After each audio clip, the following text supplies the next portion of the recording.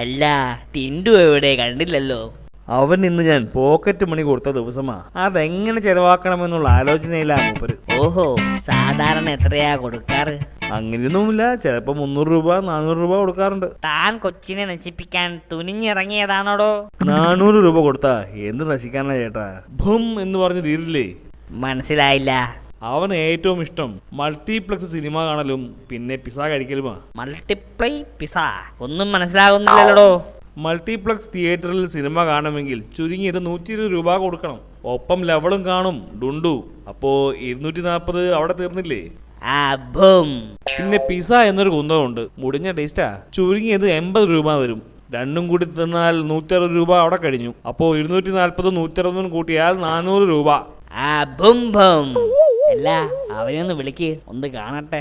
അവനിപ്പോ ഡുണ്ടുവിന് വിളിച്ച് പോകാനുള്ള പ്ലാനിങ്ങിലായിരിക്കും. നമുക്ക് നാളെ ഫിലിം സിറ്റി പോയി ശൃംഗാരവേലം കാണാം. സൂപ്പർ കോമഡി എന്നാ കേട്ടെ. നാളെ സിനിമയ്ക്ക് പോകാൻ അച്ഛൻ സമ്മതിക്കില്ല. ആഹാ, ആര് സമ്മതിച്ചില്ലെങ്കിലും നമ്മൾ നാളെ സിനിമയ്ക്ക് പോകും. തീഗോളങ്ങൾ പാഞ്ഞു വന്നാലും കൊടുങ്കാറ്റ് വീശി അടിച്ചാലും നിന്നെയും കൊണ്ട് നാളെ ഞാൻ സിനിമയ്ക്ക് പോയിരിക്കും. അപ്പൊ നീ നാളെ വരുവല്ലേ? നോക്കട്ടെ, മഴയില്ലേ വരാം.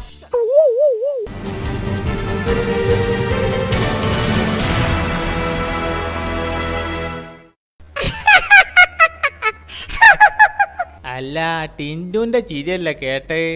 ഓ, ഇന്ന് ടിൻഡുവിന്റെ വീട്ടിലെ പുതിയ TV വാങ്ങിയിട്ടുണ്ട്. ഓ, അതിന്റെ ആഹ്ലാദ പ്രകടനായിരിക്കും. അവന്റെ അച്ഛൻ ഇതൊക്കെ വാങ്ങാൻ എവിടുന്നാ ഇത്ര വരുമാനമല്ലേ? അതെന്താ, സാധാരണ TV അല്ലോ വാങ്ങിയേ? ഏയ് അല്ലല്ല, പ്ലാസ്മ TVയാ വാങ്ങിയത്. അതും 3D. ഒരു 1.5 ലക്ഷം വരുമെന്നാ കേട്ടത്. പറച്ചോനെ, TVക്ക് ഇമ്മാതിരി വിലയോ? എടോ, അവന്റെ അച്ഛനെ ഒന്നാം തരം കൈക്കൂലിക്കാരനാ. ആന്നില്ലേ, വെറുതെ അല്ല.